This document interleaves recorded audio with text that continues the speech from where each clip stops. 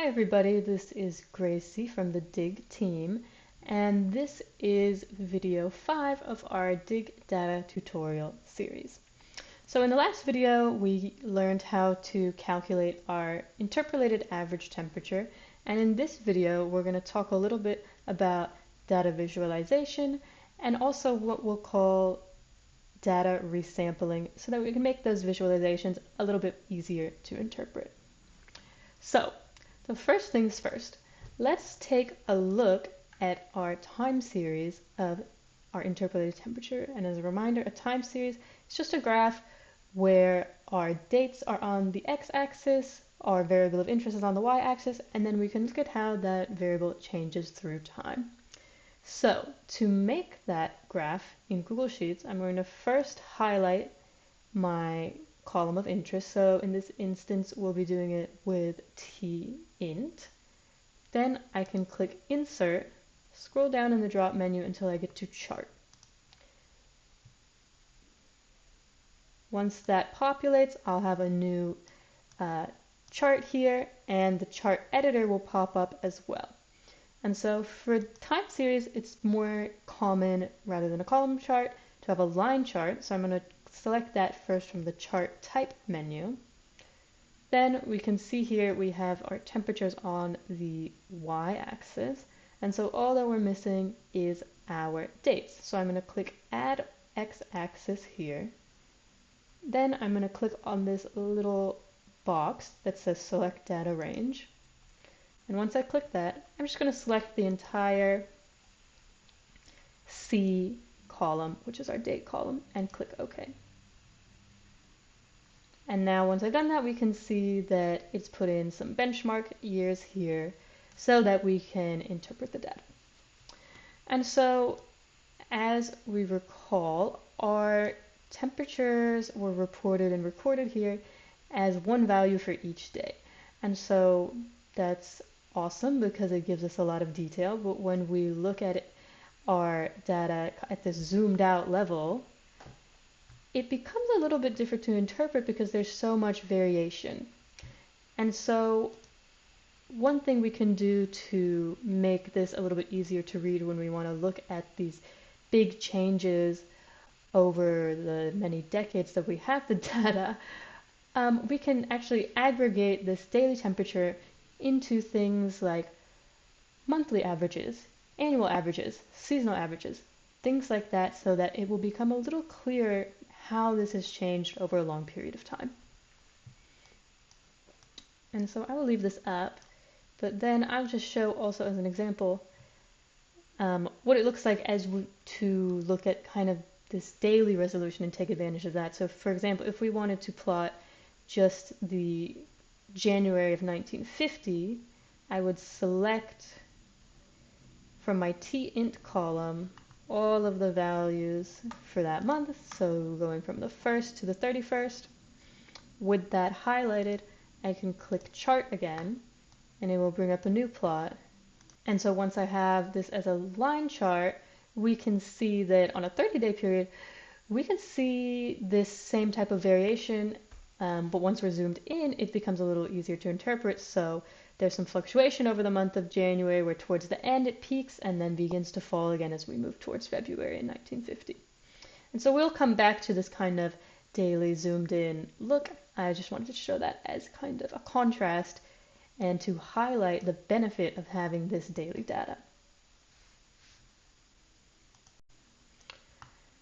And so the increments at which our data is reported is referred to as temporal resolution. And if you're following along in the tutorial, which is linked in the description, we can look at the resampling data section and read a little bit more about temporal resolution.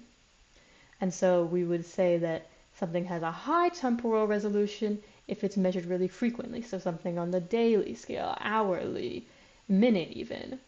Lower temporal resolution, something that's measured maybe once every season, once every year.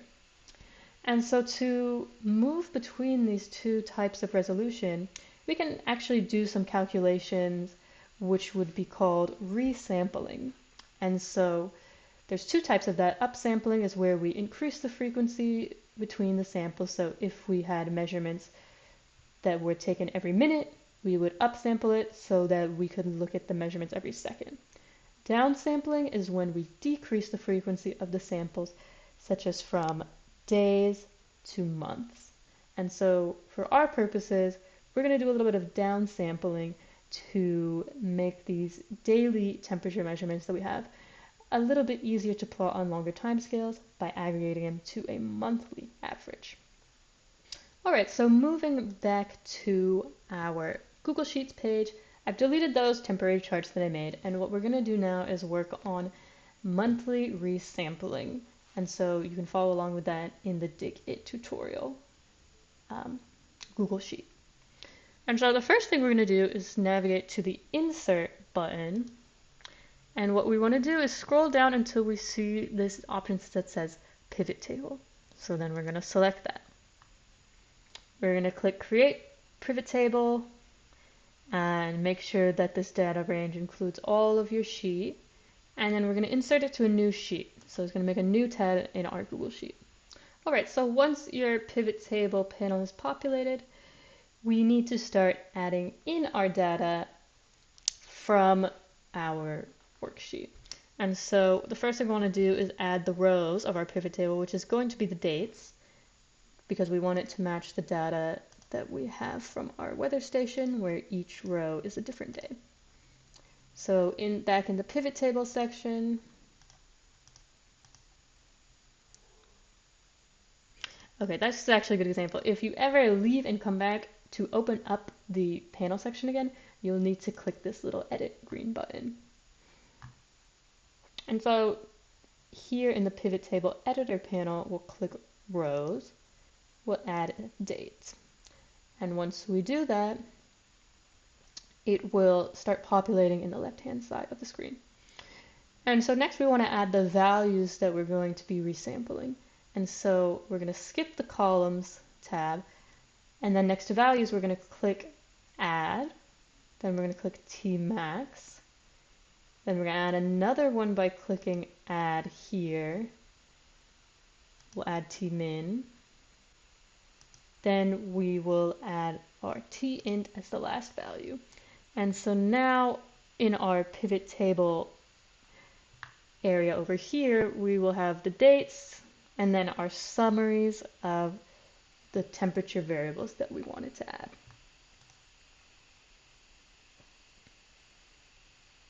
And so the default summarization is showing the sum. So what we want to do, because we're kind of interested in these monthly or annual averages, we're going to click in the pivot table editor, instead of summarize by sum, we're going to click the drop down menu, click summarize by average. And so this isn't going to change anything yet, but it's important for when we actually make our resampling calculations. And so once everything is set to average, what we want to do is click on any cell in the date column. Then we're going to click right click, go down the drop down menu, and where it says create pivot date group, you can hover that. And then what we can do is take a look at all of the different options and then decide which one is most appropriate for getting a monthly average. Okay, so looking at this drop-down menu, we can see there's a bunch of different options. So to get a monthly average for each month that we have in our data set, it's going to be more appropriate here to do year month, because since we have multiple years, for example, we have 1950 and 1951, if we do just a straight up monthly average, it's going to compile every January from 1950 to 2023. And that's not really what we want. We want to get an average for each year month. So we want the average temperature value for January of 1951, January of 1950, January of 1952, etc., etc. And so to make that happen, we're going to click year month from the create pivot date menu. And then after a second, we can see that our pivot table has now changed in the date column, and instead of each row being a different day, now we have each row being a different year, month. And so we can scroll and see that it goes all the way down to the bottom where we have our year month average for every month. All right, so now we have these monthly averages calculated, and it's going to be a little easier to work with this data if we move it to a new sheet. So to add a new sheet, I'm going to click the plus button here down at the bottom where the tabs are. I'm going to right click on this, click rename, and say monthly averages. Then I'm going to go back to my pivot table, and I'm going to click Control or Apple key all, copy everything, and then I'm going to be sure to make a paste as values so that I don't paste the pivot table in all the formulas. So you can right click in a cell, click paste special, then click values only, and now we can see that we have these monthly resampled version of our data here. One thing to make sure to do is go to the bottom of this sheet and make sure we delete this grand total, because that's kind of an average summary that it makes automatically in the pivot table, and we don't really need that because we're more interested in each individual monthly value. Okay, and so now what we can do, we can start visualizing these monthly summaries. And so we're going to do the same thing. I'm going to do it with tint, where I select the column, click insert, click the chart, and then the graph will automatically populate. So here we have a line chart already. I'm going to add in my date column by selecting all of column A. And now we can see our monthly summary time series of the average temperature. And so while this is a little less, squiggly and easier to interpret, there's still a strong degree of variation. And so again, we can kind of zoom in on maybe 1 year of data to see how that would change how this graph looks and its interpretability. So I'm going to click here all of 1950. Oops, not make a pivot table, and insert a chart. And so this is, an interesting look at the data because we can see kind of the trend that we would expect, where this is the middle of the year, the summer months. So we start cold in January, average temperature increases through the summer, only getting to about 60 degrees. Then it starts to fall again as fall and winter start up. And then by December, we're kind of in the lower range of our temperatures again.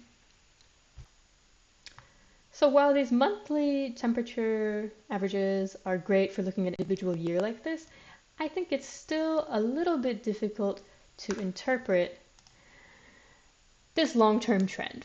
And so we're going to do one more resampling, and that's making an annual temperature value, so that we have one value for each year instead of 12 values for each year like we have now. And so to make that annual resampling happen, I'm going to navigate back to my pivot table tab, so select it here in the bottom. I'm going to look for this small green pencil button and click edit.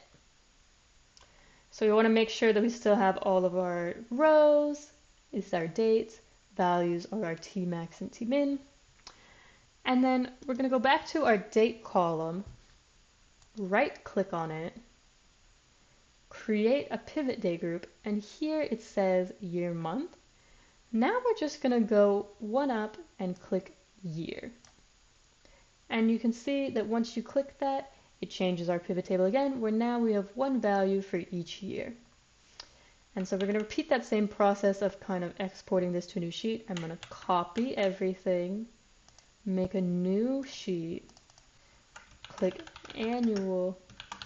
write annual averages, and then I'm going to make sure to paste special so I only get the values. And then we can take a look at this. Again, we'll have a grand total button. Sorry, not button, a grand total row. So we'll just delete that, and then we can make another interpolated temperature graph. So I'm going to select this column, click Insert, click Chart, and then once I click Chart, I can see that we have a line graph. I'm going to make sure to add in our date column. And now we can see that the time series is a little bit more interpretable. And so first, I kind of want to zoom into this 60 to 40 range because our graph is starting at 0, but we have no data between there and about maybe 45. And so what I can do to make that happen is go back to this chart editor panel on the right hand side. And so I'm going to click the Customize button. I'm going to scroll down to the vertical axis and then scroll to where it says min and max value. So I'm going to make my minimum value 40 and my max value, here we have 60. I would like to zoom in a little bit more, so maybe 58. I can still see there's a little bit too much space in the bottom. I'm going to go 46 to 58. And so this can help us see that there is a slight trend of warming in the average annual temperature, as we would expect with climate change and global warming. And so we can see there's definitely fluctuation, but if we look at just a general trend up starting in 1950 all the way to 2022, we're kind of starting at 48, and there's a general trend towards the mid-50s. Great. And so what I want to do now is plot our Tmax and Tmin on top of this chart so we can see how to add data, and also so we can visualize that interpolation calculation that we did earlier, so we can see that the interpolated temperature is that value between the max and min. I'm going to change the scale a little and go from 0 to 100 just so that we can make sure that all of our max and min temperatures are able to be seen in the scale of the map. Scale of the chart. So once I've done that, I'm going to go back to Setup. In the Series panel, underneath where it says Average of Tint, we can click Add Series. And to select that data range, I'm just going to first add Tmax. So I'm going to click all the way up here and make sure I add column B. There we can see it added in red above. To add Tmin, I'm going to do the same thing. Click this little chart button and then select all of column C. And now we can see that it is added here in yellow. So to rescale this, to get a better look at things, I'm going to go back to Customize. I'm going to scroll down. I'm going to go to 25 and maybe 65. And let's see how that looks. Great. And so now that we've zoomed in a little bit, we can see that the Tmax and Tmin shows us the whole range of temperatures for each year. And then this blue one is like right between them, which is why we call it our interpolated average. And so a quick note on when we're done with this chart, or when you're done with a chart in Google Sheets, you can always click these 3 dots in the corner and go to the download button and then select any one of these formats so that you can download it and add it to a PowerPoint, story map, whatever you're using for your final product for your data project. And so that wraps up the work that we're going to do in Google Sheets for now. In the next video, I'm going to show you how to save the data that we just calculated as a CSV. Then we'll move to the CodeApp app and do a little bit more visualization there and help you familiarize yourself with the CodeApp platform.